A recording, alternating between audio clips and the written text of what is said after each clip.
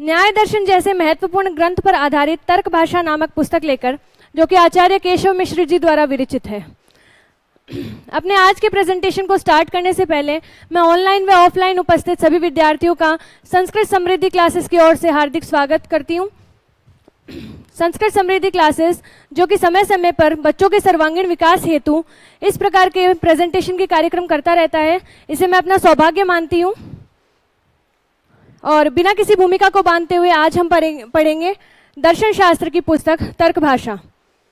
तर्क भाषा महर्षि गौतम अक्षपाद द्वारा विरचित है। न्याय दर्शन जो है उस पर यह तर्क भाषा पुस्तक आधारित है, जो कि महर्षि गौतम अक्षपाद द्वारा विरचित न्याय शास्त्र पर यह पुस्तक आधारित है, जिसका नाम है तर्क भाषा, जो कि आचार्य केशव मिश्र जी द्वारा विरचित है।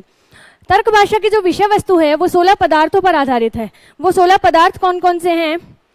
प्रमाण, प्रमेय, संशय, प्रयोजन, दृष्टांत, सिद्धांत, अव्यय, तर्क, निर्णय, वाद, जल्प, वितंडा, हेत्वाभास, छल, जाति, निग्रह, स्थानानाम, तत्व ज्ञानानि निश्रेयस सह अधिगमे। इन 16 पदार्थों से तत्व ज्ञान यानी मोक्ष की या कैवल्य की प्राप्ति हो जाती है।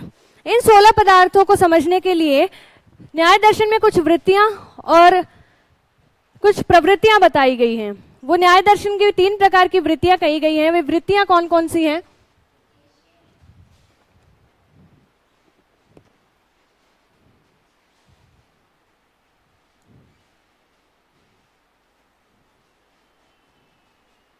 वृत्ति कितनी प्रकार की है? इसमें 3 प्रकार की वृत्तियां कही गई है।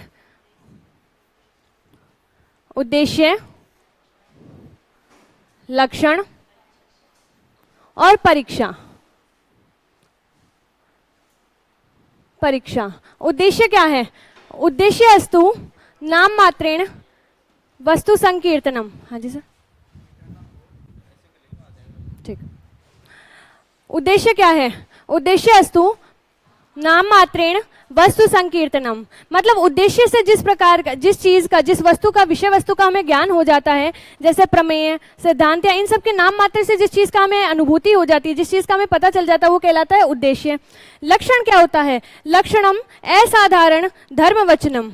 किसी भी चीज को, किसी भी प्राणी मात्र को या किसी भी चीज को जब हम दूसरी चीज से भिन्नता प्रदान करते हैं, वो भिन्नता उसका लक्षण दर्शाती है, और वही क्या कहलाता है? हमारा लक्षण। यथा, इसका एक एग्जाम्पल हमें दर्शन शास्त्र में बहुत ही महत्वपूर्ण रूप से देखने को मिलता है, जो कि है गो शासनादि मत्वम। गो शासनादि मत्वम अर्थात जो गाय का गल कंबल है ना, जो गाय के गले का जो हिस्सा है, वो उसे और प्राणियों से अलग प्रदर्शित करता है, जो कि किसके कारण होता है? लक्षण के कारण। हम इसे भिन्नता लक्षण के कारण कर पाते हैं। तीसरा आता है हमारे पास परीक्षा। परीक्षा क्या होती है? लक्षितस्य लक्षणम उपपद्यन्ते नैवेति विचारः इति परीक्षा। किसी भी चीज में लक्षण घटित हो रहा है नहीं, चलिए कोई बात नहीं, इरेज हो गया। किसी भी चीज में लक्षण घटित हो रहा है या नहीं, इस चीज का पता किस चीज से चलेगा? हमें परीक्षा से। इन तीनों चीजों को, इन तीनों वृत्तियों को पढ़ने के बाद हम किसको पढ़ने के अधिकारी हो जाते हैं? हम पढ़ने के अधिकारी हो जाते हैं तर्क भाषा को। ठीक है, इसमें हम पहला प्रमाण देखते हैं। पहला जो हमारे पास है पदार्थ है वो कौन सा है? प्रमाण। ठीक है, प्रमाण की जो परिभाषा है वो क्या रहेगी? प्रमाकरणम प्रमाणम। प्रमाकरणम प्रमाणम मतलब प्रमा का करण ही क्या कहलाता है? प्रमाण कहलाता है। अब देखते हैं, कोई पूछे कि हमें प्रमा का पता ही नहीं है, प्रमा क्या चीज होती है, तो प्रमा क्या होती है? यथार्थ अनुभवम। यथार्थ अनुभवम प्रमा। यथार्थ का ज्ञान ही क्या कहलाता है? प्रमा कहलाती है। अब कोई हमें पूछे कि हमें तो पता ही नहीं है कि यथार्थ क्या होता है, तो यथार्थ क्या होता है? अयथार्थ ज्ञानम। अयथार्थ ज्ञानम प्रमा। अयथार्थ का ज्ञान ही क्या कहलाता है? यथार्थ ज्ञान। अब हम पूछते हैं कि यथार्थ ज्ञान जो है ना, वो हमारे पास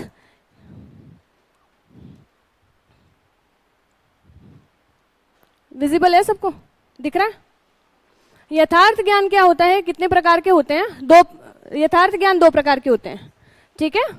यथार्थ ज्ञान जो हमारे पास है, ये मैं यहां लिख देती हूं मैं। यथार्थ ज्ञान दो प्रकार का होता है। कौन सा कौन सा? अनुभव और स्मृति। अनुभव और स्मृति और स्मृति। किसी भी चीज को एक्सपीरियंस के बिहाफ पे, अपने अनुभव के बिहाफ पे जब हम प्रदर्शित करते हैं वो क्या कहलाता है? हमारा अनुभवजन्य ज्ञान। किसी भी चीज को हम अनुभव के आधार पर ग्रहण करते हैं वो होता है अनुभवजन्य ज्ञान। और स्मृतिजन्य ज्ञानमिति, पहले से जो ज्ञान हमारे पास है उस ज्ञान को हम जब अपने व्यवहार में प्रयोग करते हैं वो व्यवहार क्या कहलाता है? वो ज्ञान हमारा क्या कहलाएगा? स्मृति, ठीक है। इरेज हो गया। अब अयथार्थ ज्ञान है हमारे पास में, तो अयथार्थ ज्ञान कितने प्रकार का होता है? सॉरी, अयथार्थ ज्ञान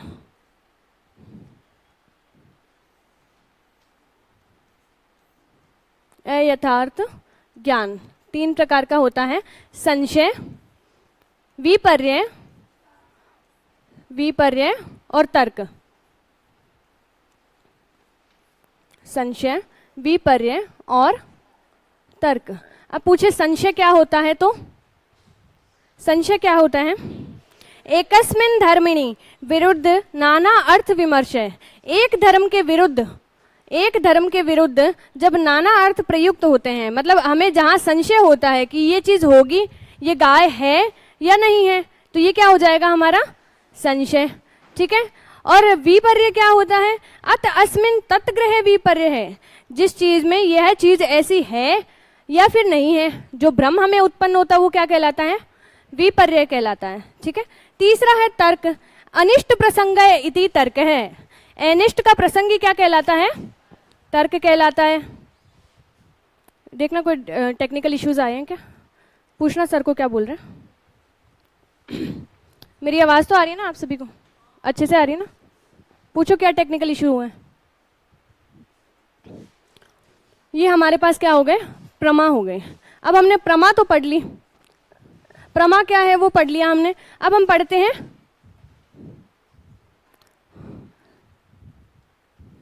प्रमाकरणम प्रमाणम की परिभाषा में हमने प्रमा क्या करी है?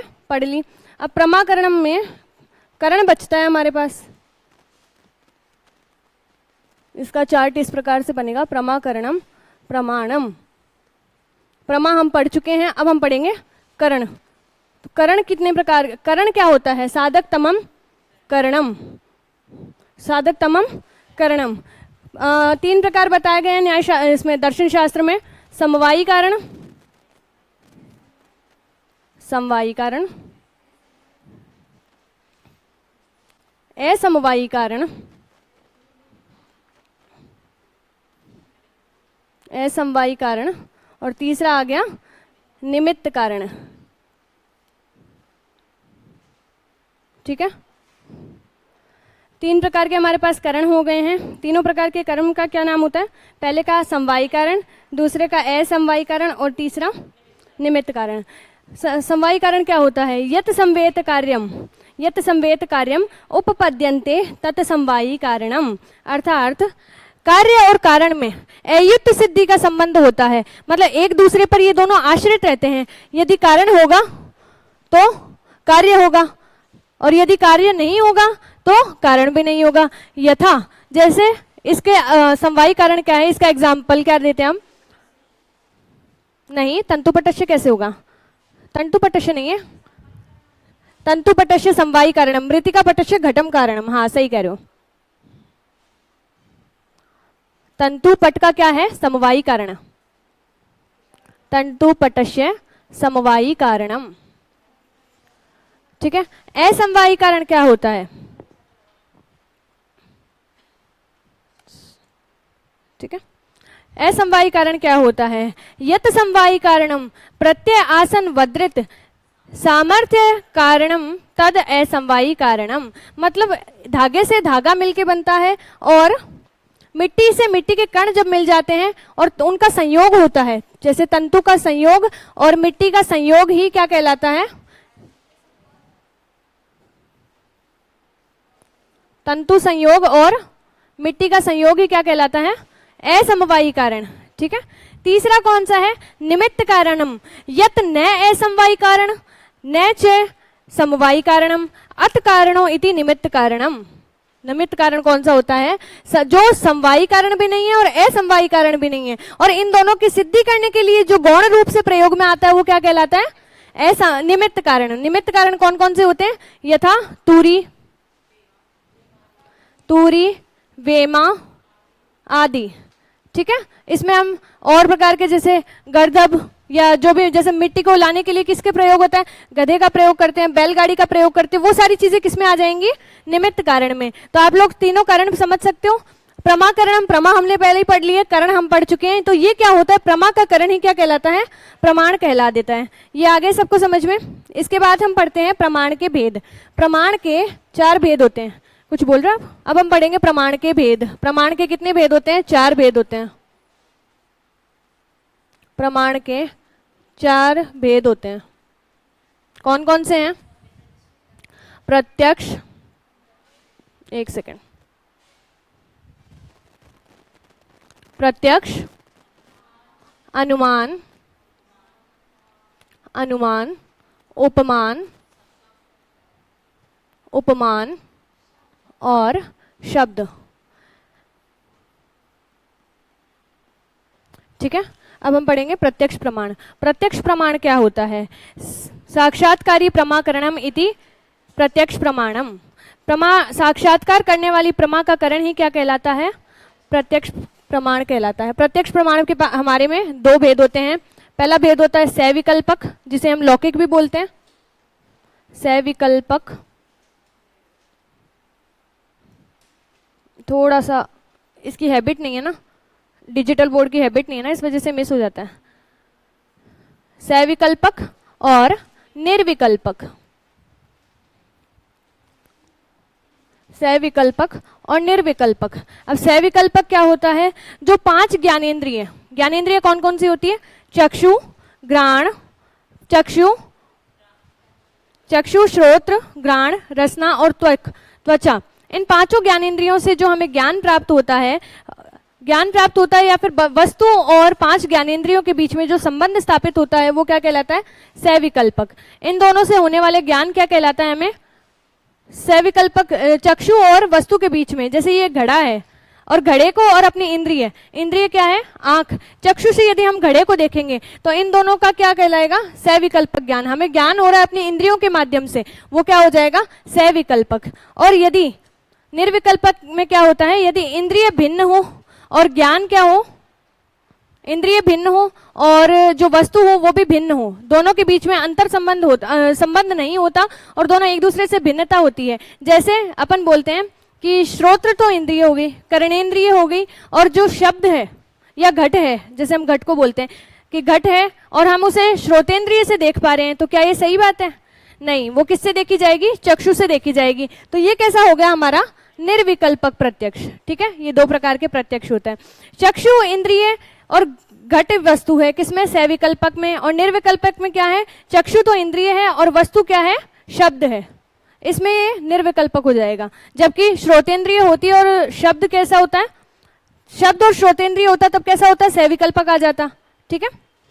इसके बाद में हम पढ़ते हैं इन सब की सिद्धि के लिए, इन सब की, इन प्रत्यक्ष प्रमाण को पढ़ने के लिए 6 सिद्धियां बताई गई है, जो कि क्या है, इंद्रियार्थ सन्निकर्ष है। इंद्रिय और वस्तु के बीच में जो संयोग होता है उसे क्या कहते हैं, इंद्रियार्थ सन्निकर्ष है। इंद्रिय के समक्ष, इंद्रिय और वस्तु के संयोग से जो ज्ञान उत्पन्न होता है वो होता है इंद्रियार्थ सन्निकर्ष है।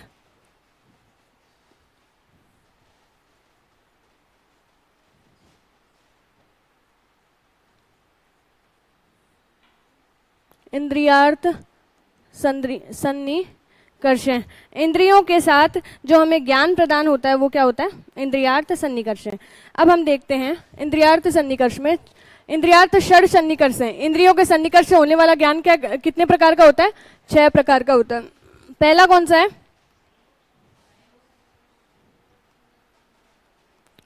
संयोग सन्निकर्ष, सन्निकर्ष। दूसरा संयुक्त,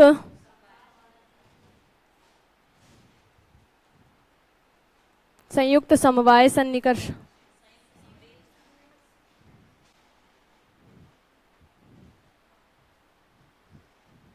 संयुक्त समवाय सन्निकर्ष। तीसरा संयुक्त समवेत समवाय, संयुक्त समवेत समवाय सन्निकर्ष। ठीक है। चौथा समवाय सन्निकर्ष,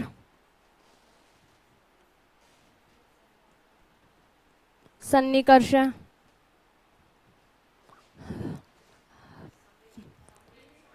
पांचवा आ गया समवेत समवाय, समवेत सन्निकर्ष, सॉरी समवाय सन्निकर्ष। इसको आप समझ लीजिएगा सन्निकर्ष है। ठीक है। छठा कौन सा आ गया? विशेषण विशेष्य, विशेषण विशेष्य,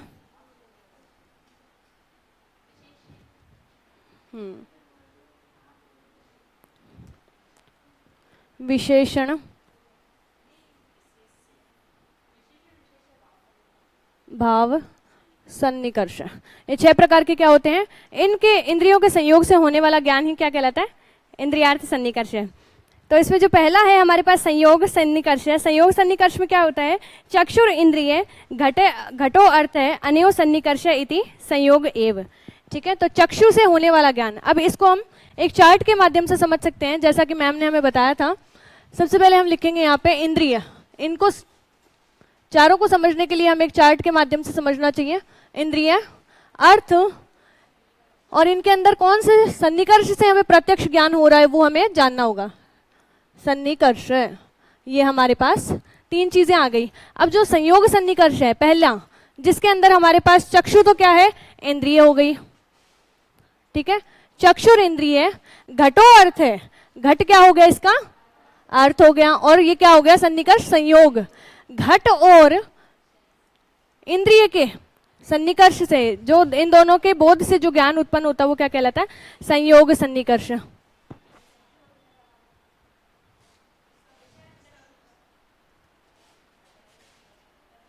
ठीक है।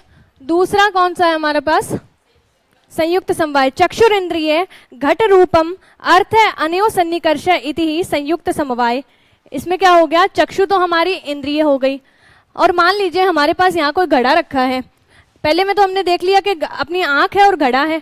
दूसरे में हम क्या देखेंगे? वो तो संयोग सन्निकर्ष हो गया। इसमें क्या होगा? हमारे पास में चक्षु तो इंद्रिय है, और घट का रूप कैसा है? काला है, भूरा है, कैसा है? जो रूप होगा घट का रूप कैसा हो जाएगा?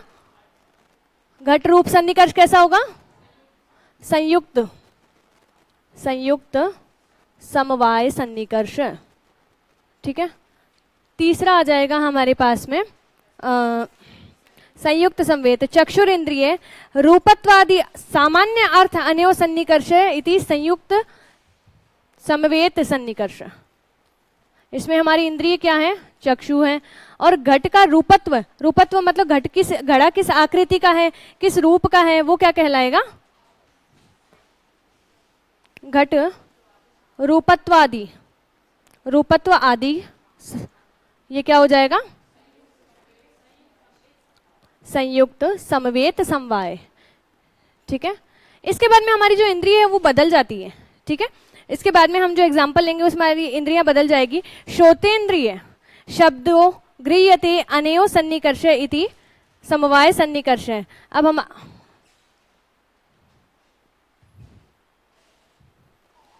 श्रोत्र तो हमारी क्या हो गई? कर्णेंद्रिय तो क्या हो गई? हमारी इंद्रिय हो गई। और शब्द क्या हो गया? हमारा अर्थ हो गया। ठीक है। और ये समवाय सन्निकर्ष हो गया। ठीक है। पांचवा कौन सा हो गया? संवेद समवाय। संवेद समवाय में हमारी श्रोतेंद्रिय, पहले मैं लिख देती हूँ उसके बाद एक्सप्लेन कर दूंगी। श्रोत्र हो गया, यहाँ शब्दत्व हो गया, शब्दत्व,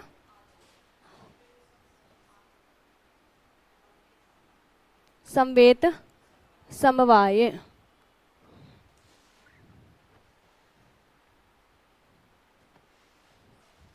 छठा हो गया विशेषण विशेष्य। विशेषण विशेष्य में क्या होता है? ये एक ज़्यादा गहरा टॉपिक है, आपको समझना चाहिए कि यदि कोई घड़ा रखा है कहीं, पहले तो हमें क्या है, चक्षु से उसका आभास हो पा रहा था, हम देख पा रहे थे कि यहाँ घड़ा रखा है, लेकिन मान लो वहाँ घड़ा कोई उठा के ले जाए और उसके बाद में हमारे जो दिमाग में उस घड़े की जो एक आकृति रह जाती है, या हमारी स्मृति में हमें पता होता है कि यहाँ एक घड़ा रहता है, और उस स्मृति के अंदर हम उस घड़े को जब सोचते हैं तो वो घटाभाव, ठीक है, अभाव, घड़े का अभाव। तो इसमें चक्षु तो हमारी इंद्रिय रहेगी, सॉरी चक्षु तो हमारी इंद्रिय है, मतलब हम किससे सोच रहे हैं, श्रोत्र, सॉरी श्रोत्र तो इंद्रिय रह गई, और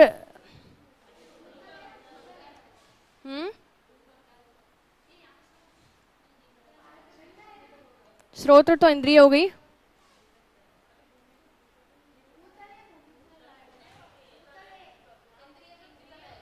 इंद्रिय में भूतल आएगा,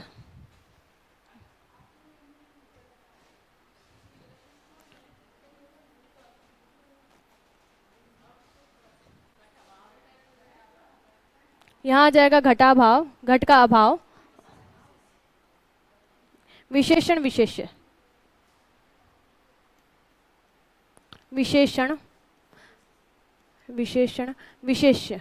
इन इंद्रियों के सन्निकर्ष से जो ज्ञान उत्पन्न होता है वो कैसा होता है, प्रत्यक्ष ज्ञान होता है, ठीक है, ये हो गई इंद्रियार्थ सन्निकर्ष। इसके बाद हम क्या करते हैं, अनुमान प्रमाण, हमारा दूसरा प्रमाण पढ़ेंगे जो कि है अनुमान प्रमाण। प्रत्यक्ष प्रमाण हम पढ़ चुके हैं, दूसरा हमारा हो गया अनुमान प्रमाण। अनुमान प्रमाण, अब अनुमान प्रमाण क्या है कि लिंग परामर्शो अनुमानम, लिंग परामर्शो अनुमानम, ये हमने सांख्य दर्शन में भी एक चीज पढ़ी थी जो कि डिफरेंट है एक दूसरे से। वहां क्या था, लिंग लिंगी पूर्वकम, दोनों में डिफरेंस है, और ये हम बहुत ज्यादा कंफ्यूज भी हो जाते हैं, जैसा कि मैम ने क्लास के टाइम पे भी बताया था कि लिंग लिंगी पूर्वकम किस में होता है, सांख्य दर्शन के अनुसार। यहाँ जो प्रश्न बनेगा वो किस प्रकार का बनेगा कि सांख्य दर्शन के अनुसार, और यहाँ बनेगा तर्क न्याय दर्शन के अनुसार। तो इसकी परिभाषा क्या हो जाएगी, लिंग परामर्शो अनुमानम,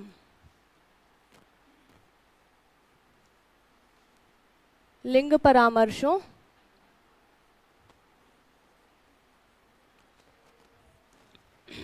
लिंग परामर्शो अनुमानम, लिंग के परामर्श से होने वाला ज्ञान ही क्या होता है, अनुमान, और लिंग परामर्श को ही अनुमिति भी कहा जाता है। यथा धूमे आदि ज्ञानम इति अनुमिति, धुएं आदि का ज्ञान क्या कहलाता है, अनुमान, ठीक है। अब हम पूछे, कोई हमें पूछे कि हमें तो लिंग का पता ही नहीं कि लिंग क्या होता है, तो लिंग क्या होता है, व्याप्ति, व्याप्ति बलेनार्थम गामकम लिंगम, यथा धूमो अग्नेर लिंगम, मतलब धुआं किसका लिंग है, अग्नि का लिंग है।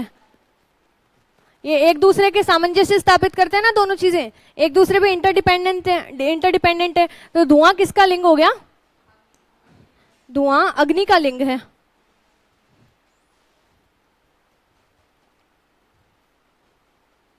धुआं अग्नि का लिंग है, ठीक है। अब कोई पूछे कि हमें व्याप्ति नहीं पता, जैसे हमने बोला कि व्याप्ति बलेनार्थम गामकम, तो व्याप्ति क्या है, तो व्याप्ति है यत्र यत्र धूमस तत्र तत्र वह्नि।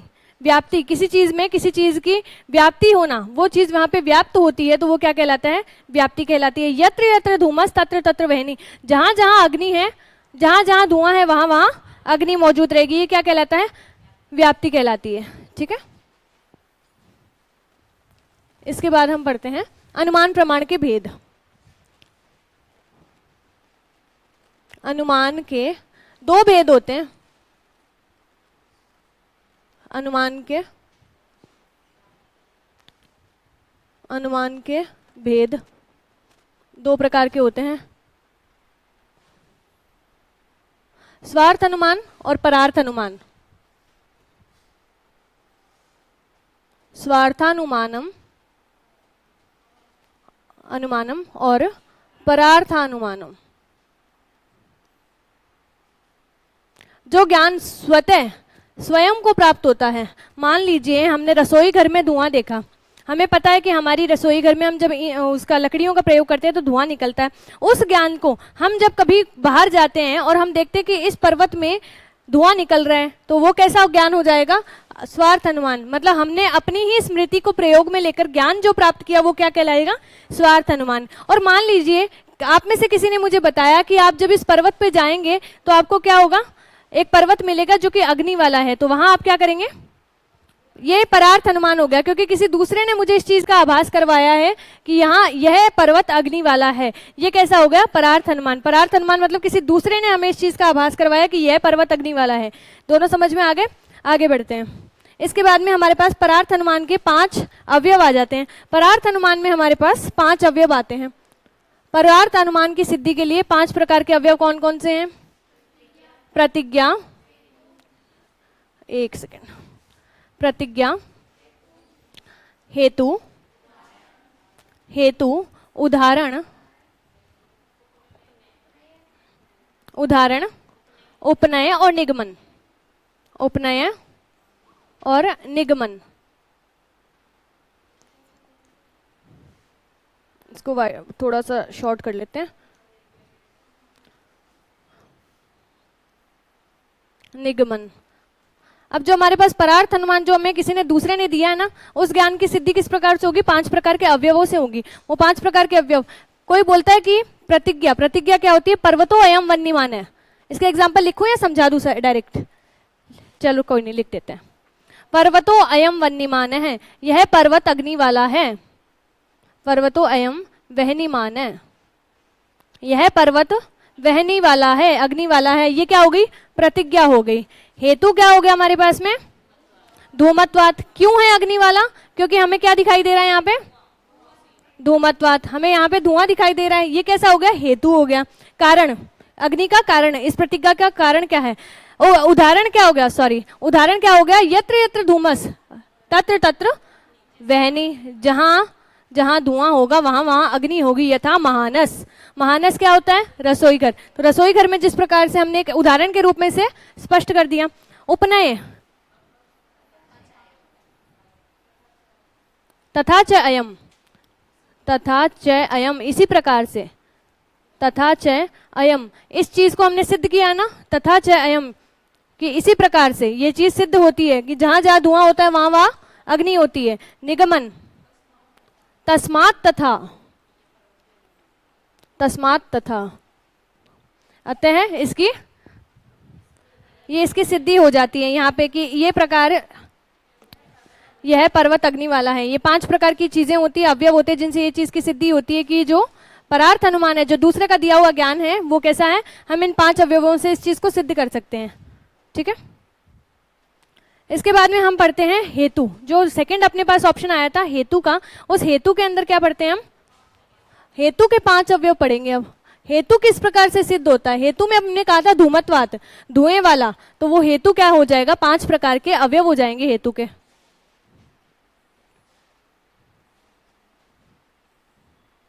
हेतु के 5 अवयव हो जाएंगे, जिसमें पक्षसत्वम पहला, पक्षसत्वम, सपक्षसत्वम, विपक्षसत्वम,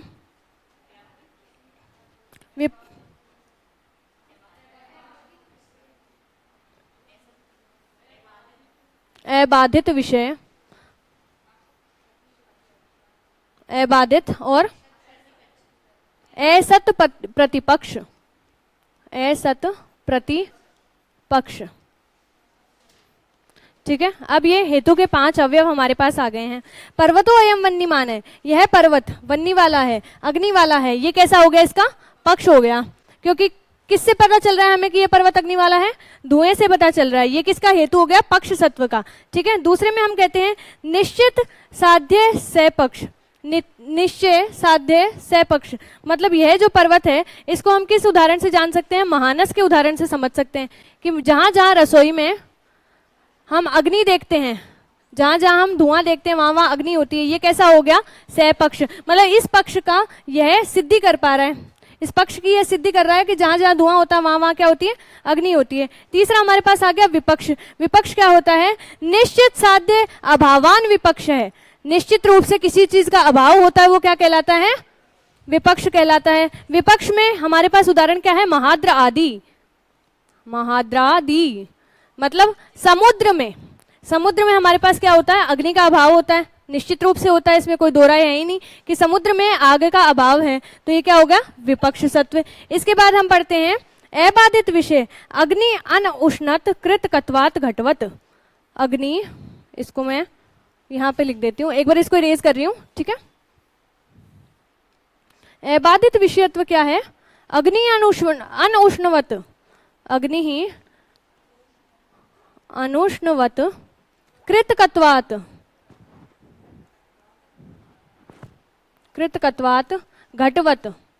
अग्नि घड़े के समान ठंडी है, अग्नि अनुष्ण है, जबकि अग्नि की जो प्रॉपर्टीज है वो कैसी होती है, गर्म होने की होती हैं। और गर्म, यहाँ हम बोल रहे हैं कि अग्नि जो है वो कैसी है, अनुष्णवत, मतलब गर्म नहीं है। तो इसके किसके समान हो गया, घटवत। इसका जो सबसे बड़ा विपक्ष अबाधित विषय क्या है, कृतकत्वात। कृतकत्वात मतलब ठंडी हो जाने के बाद, काम हो जाने के बाद में जो अग्नि है वो कैसी हो जाती है, ठंडी हो जाती है, ठीक है। ये हो गया अबाधित विषयत्व। और उसके बाद में हमारे पास आता है अबाधित प्रतिपक्षत्व। असत प्रतिपक्ष यस्य साध्य तस्य भाव है, अर्थात साध्य के विपरीत अर्थ को सिद्ध करने वाला विरोधी हेतु क्या कहलाता है, असत प्रतिपक्ष।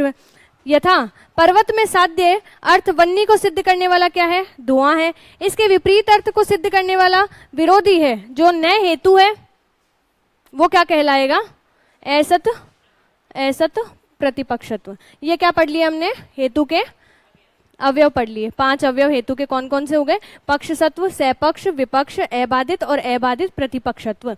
इसके बाद हम पढ़ेंगे अनुमान और लिंग। अनुमान के भेद,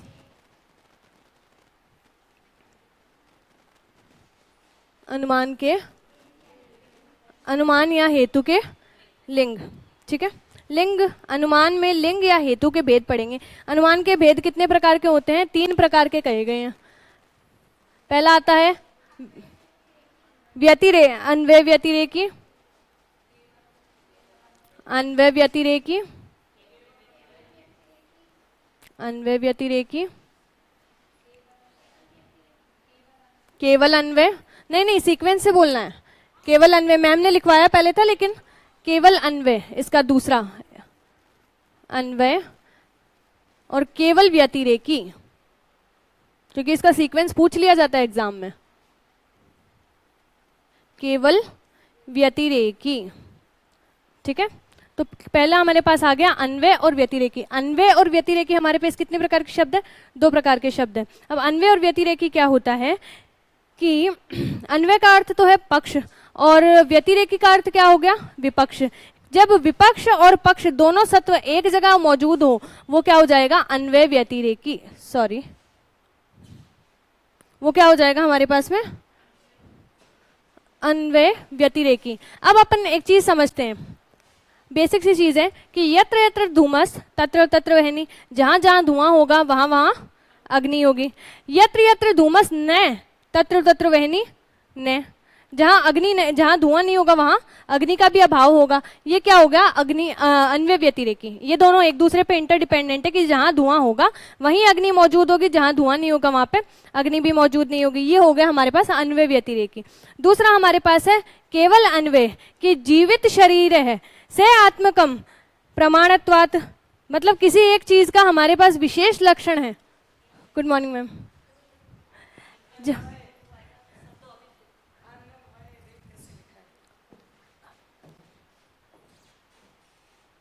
सॉरी, ये मैम यहाँ पे आने के बाद में वैसे ही ढीली ढाली हो रही हूँ मैं।